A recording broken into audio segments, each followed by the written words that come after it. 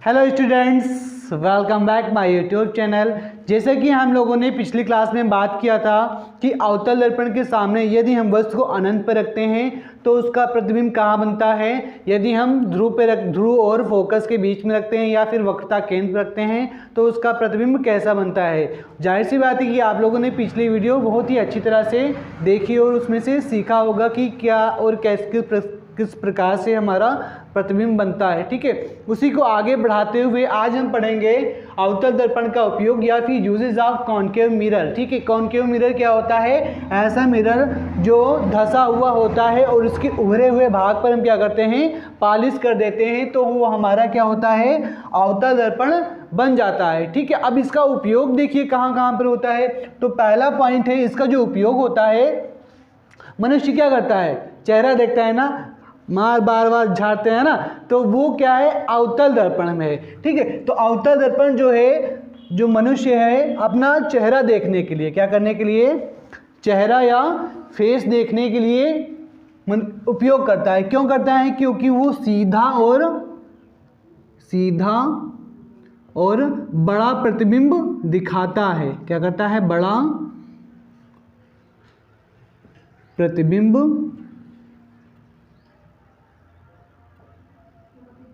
दिखाता है। ठीक है, इसलिए क्या करते हैं मनुष्य, और दाढ़ी बनाने के लिए, क्या करने के लिए, दाढ़ी बनाने के लिए अवतल दर्पण का उपयोग करता है। ठीक है, तो पहला पॉइंट हो गया कि जो अवतल दर्पण का उपयोग है, मनुष्य अपना सीधा और बड़ा प्रतिबिंब देखने के लिए अवतल दर्पण का उपयोग करता है, और शेविंग या फिर दाढ़ी बनाने के लिए भी इसका उपयोग किया जाता है। ठीक है, समझिएगा, रटना नहीं है, क्योंकि साइंस एक ऐसी चीज़ है जितना समझोगी उतना ही दिमाग में फीड होता चला जाएगा, उतना ही अच्छे से तो आप लोग क्या कर पाओगे, डिफाइन कर पाओगे। तो पहला पॉइंट हो गया कि मनुष्य देखता है, शीशा है ना, क्या करता है, क्यों देखता है, वो सीधा और बड़ा प्रतिबिंब दिखाता है। कौन? अवतल दर्पण। ठीक है, और दाढ़ी बनाने के लिए भी हम क्या करते हैं, अवतल दर्पण का उपयोग करते हैं। ठीक है, और इसका जो सेकंड पॉइंट है, ठीक है, सेकंड पॉइंट क्या है, जो डॉक्टर होता है, कौन? डॉक्टर, है ना, डॉक्टर क्या कहते हैं, भगवान कहते हैं, है ना। तो डॉक्टर जो होता है मरीजों का, जो मरीज होते हैं, मरीजों के कान और नाक, गले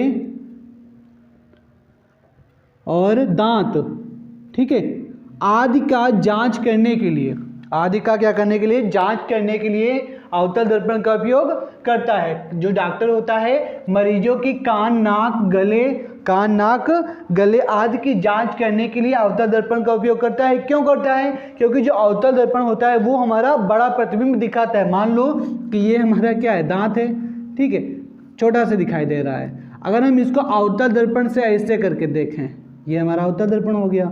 ठीक है, तो ये जो कांच है, ये जो दांत है, इसका साइज क्या होगा, वो बड़ा दिखाई देने लगेगा। ठीक है, तो ये जो मरीज है उसका जो रोग होगा कान का या नाक का या फिर दांत का, वो आसानी से पकड़ में आ जाएगा, किसके?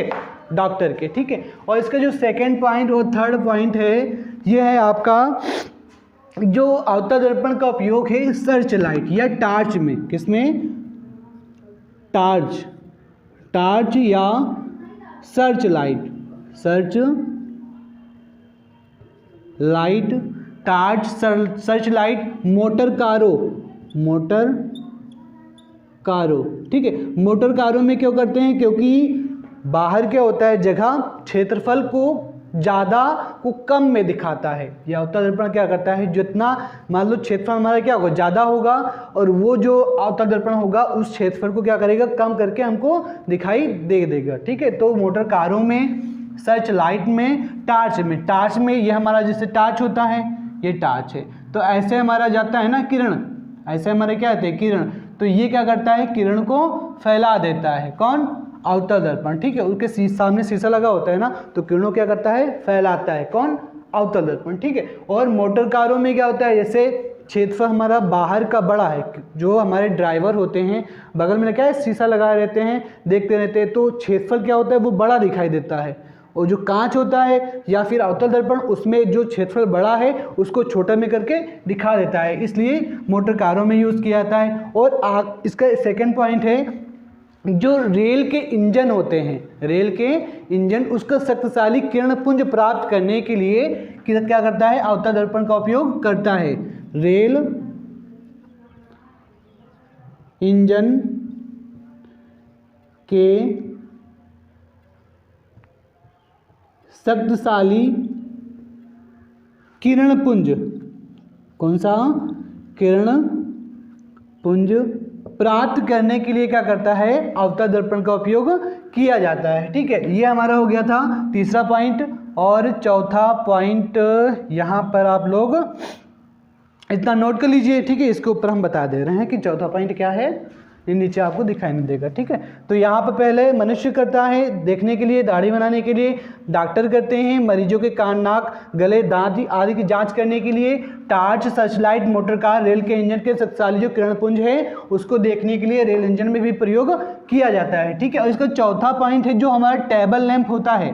कौन सा लैंप, टेबल लैंप। ठीक है, जिसको हम जला के बैठते हैं, बैठने की तो एक बात है, 1 घंटा बैठेंगे तो माँ बाप से क्या कहेंगे कि हम 2 घंटे बैठ के पढ़ाई किए थे, कहाँ पर, टेबल लैंप को जला कर, है ना। तो देखो टेबल लैंप को जो शैडो होता है, इसका चौथा पॉइंट नोट कर लो, जो टेबल लैंप होता है, कौन सा, टेबल लैंपो, टेबल लैंपो के शैडो में, के शैडो में।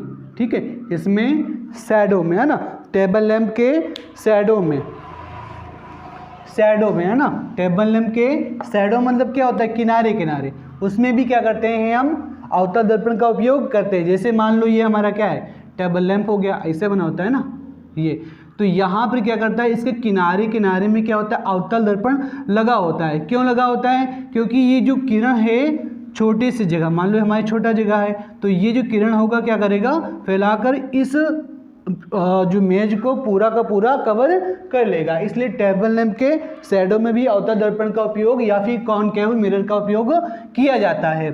ठीक है, इसका पांचवा पॉइंट है जो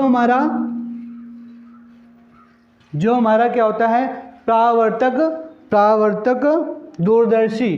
कौन सा, परावर्तक दूरदर्शी, दूरदर्शी के अभिदर्शक, के अभिदर्शक।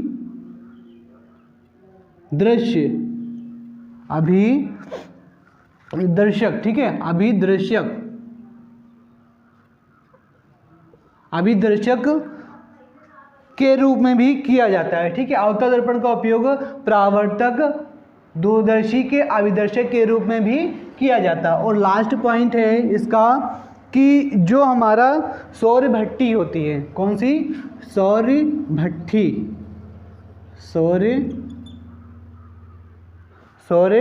भट्टी, है ना, सौर भट्टियों में सूर्य के प्रकाश को एकत्रित करने के लिए, सूर्य के प्रकाश को क्या करने के लिए, एकत्रित करने के लिए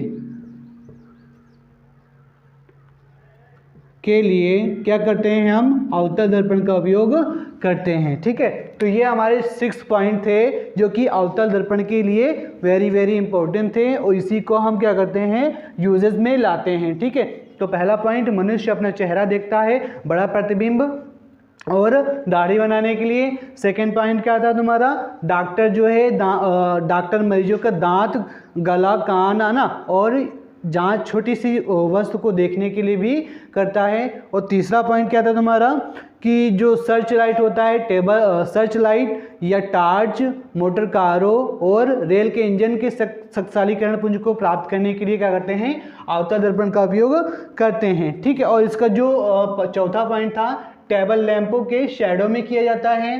क्यों, क्योंकि थोड़े से क्षेत्रफल को ज़्यादा प्रकाश देता है। और परावर्तक दूरदर्शी के अभिदर्शक के रूप में।